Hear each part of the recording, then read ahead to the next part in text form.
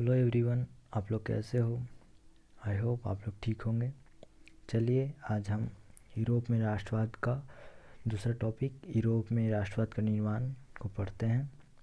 आखिर कैसे हुई यूरोप में राष्ट्रवाद का निर्माण, क्या क्या उसमें हुए, कैसे कैसे वर्ग हुए, कुलीन वर्ग हुए, नया मध्य वर्ग हुए, फिर उदारवादी हुए, क्रांतिकारी हुए, कैसे कैसे हुए। चलिए आज सब हम लोग जानते हैं। यूरोप में राष्ट्रवाद लोग ये हम किसी समान संस्कृति का भागीदारी नहीं मानते थे। मीन्स कि कोई एक सांस्कृतिक नहीं मानते थे, कोई एक संस्कृति का नहीं मानते थे, सभी अलग अलग मानते थे। यहाँ पर दिया गया नीचे पॉइंट में दिया गया कि अलग अलग भाषाएं बोलते थे।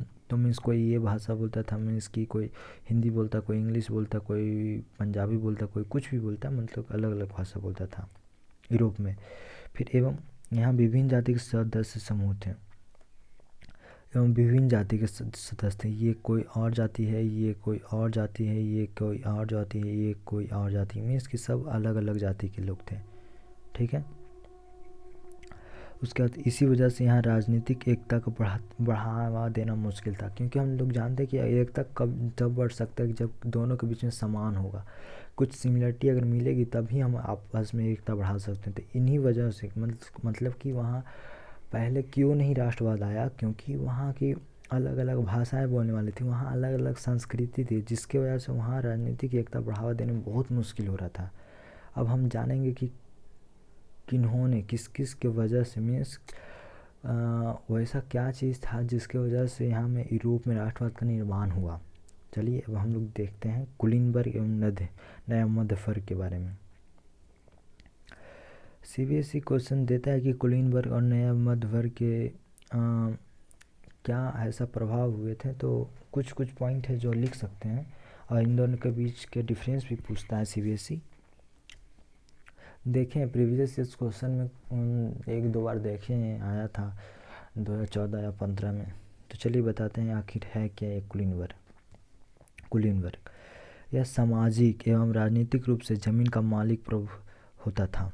ठीक है, ये ज़मीन है उसका मालिक होता था। ठीक है, और प्रभुत्वशाली होता था। प्रभुत्वशाली मतलब कि वह मतलब इफ़ेक्टिवली होता था कि हाँ उसका राज्य शासन चलता था, ऐसा वो लोग होता था। ठीक है।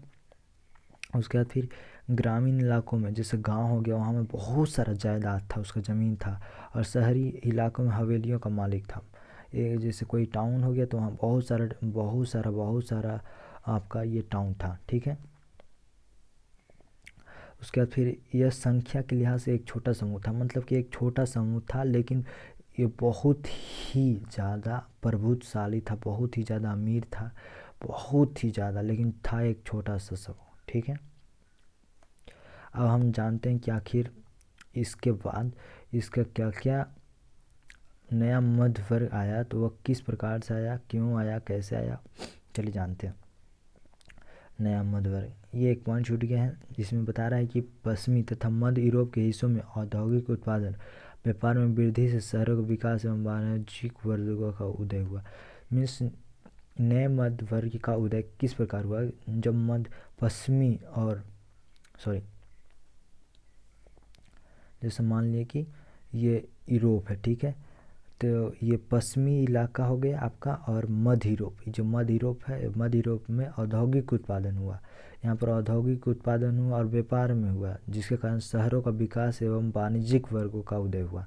वाणिज्यिक वर्ग मतलब होता है ना कि जैसे मतलब कि कोई भी वाणिज्य हो गया आपका, फैक्ट्री या फिर कोई भी मतलब मशीनरी के द्वारा कोई भी चीज़ होता है तो वह वाणिज्य कहलाता है। तो वही एक समूह हुआ जिसका वाणिज्यिक वर्ग के रूप में उदय हुआ। ठीक है। अब हम जानते हैं नया मध्य वर्ग आखिर क्या था।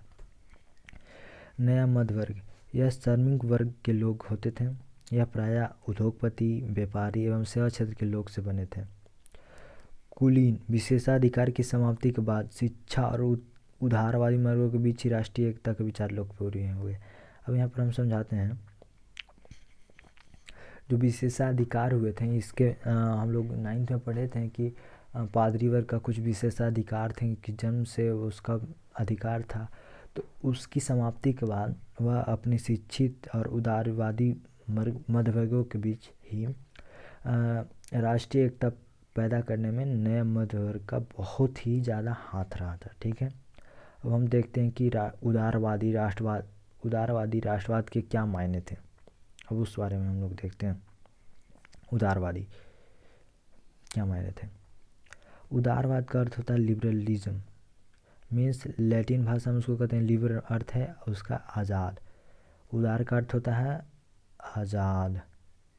ठीक है, उदारवाद।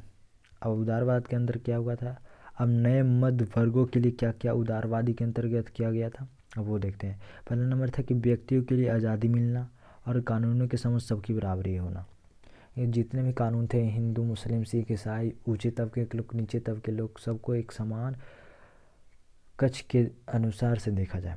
और सेकेंड, और उसके बाद फिर अब ये आ जाता है, मतलब ये क्वेश्चन भी आ सकता है कि उदारवादी के लिए नए मध्य वर्गों के लिए उदारवादी किस रूप में प्रस्तुत हुए थे। तो हम ये दो पॉइंट लिख सकते हैं। और नेक्स्ट क्या है, अब राजनीतिक रूप से क्या क्या हुआ था भाई। राजनीतिक रूप से तो एक ऐसा सांस्कृतिक संस्कार एक ऐसा सरकार पर जोर था जो सहमति से बना हो। ठीक है, एक मतलब होता है कि बहुमत बहुत लोगों के द्वारा मत दिया गया हो, वैसा सरकार चाहता था राजनीतिक रूप से। ठीक है, अब फ्रांसीसी क्रांति के बाद से क्या क्या हुआ था कि निरंकुश शासक, पादरी वर्ग और विशेषाधिकार की समाप्ति और संविधान तथा संसदीय प्रतिनिधि सरकार का पक्षधर, और संविधान और संसदीय प्रतिनिधि सरकार का पक्षधर मत थे। ठीक है, अब 19वीं सदी में क्या हुआ था कि निजी संपत्ति के स्वामित्व के अनिवार्यता पर बल देना, मतलब कि जो निजी संपत्ति थी, जिसके पास किसी के पास बहुत ज़्यादा संपत्ति था, किसी के पास बहुत ही कम संपत्ति था, तो उसी को अनिवार्यता पर बल दिया गया था। ठीक है, फिर आर्थिक क्षेत्र में क्या क्या हुए थे, आर्थिक क्षेत्र में बाजारों को मुक्ति करवाया उदारवादियों के द्वारा। फिर चीज़ों तथा पूंजी का आवागमन पर राज्यों द्वारा लगाए गए नियंत्रण के पक्ष में था।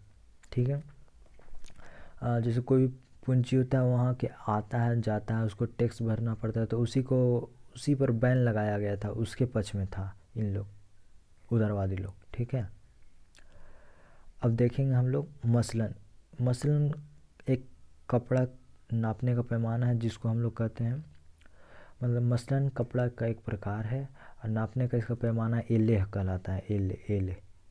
ठीक है, ELLE। ठीक है, अब कुछ थिंग्स हुई थी जो जानते हैं। 1834 में एक संघ का स्थापना हुआ था, उसका नाम था कि जॉलबेराइन का स्थापना। प्रासा की पहल पर एक शुल्क संघ हुआ था जो जॉलबेराइन का स्थापना था। यह जिसमें जर्मन राज्य शामिल हुआ था। अच्छा, क्यों स्थापना हुआ था, क्योंकि एकीकृत आर्थिक क्षेत्रों के निर्माण के लिए और लोग तथा पूंजी का आवागमन बाधा रहित हो, मतलब कि जो लोग आते जाते थे उस पर जो कर लगाया था उसको बाधा रहित हो, मतलब उसको बैन किया जाए, और कोई एक जैसे क्षेत्र है तो उसमें आर्थिक विकास हो उस चीज़ के लिए। ठीक है, और जब ये संघ बना तो उसने आखिर क्या क्या किया, वजह तो ये था, लेकिन वह किया क्या, वह किया यह कि शुल्क अवरोधों को समाप्त कर दिया। वह ये कर दिया, मतलब कि जो आते जाते थे उस टैक्स को बंद कर दिया गया। उसके बाद फिर जो मुद्राओं की संख्या थी 30 कम कर दिया गया। वहाँ बहुत सारी ज़्यादा मुद्रा थी, हर जगह क्षेत्र में जाते थे तो हर जगह मुद्रा थी और हर जगह पैमाना था, तो उस मुद्राओं की संख्या 30 से भी कम करके रख दिया गया। ठीक है, अब देखते हैं 1815 के बाद एक नया रूढ़िवाद आया। वह रूढ़िवाद आखिर क्या था, हम इसके बारे में देखते हैं।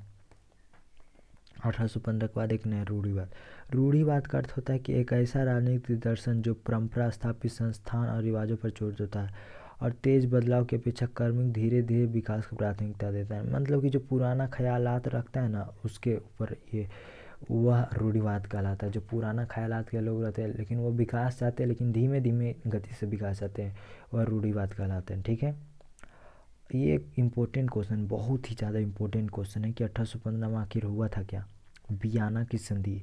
अब वियना की संधि में आखिर कौन कौन किया था, कैसे किया था, कौन इसका आपका चांसलर था, कौन मेज़बानी किया था, तो वह देखते हैं हम इस प्रकार से।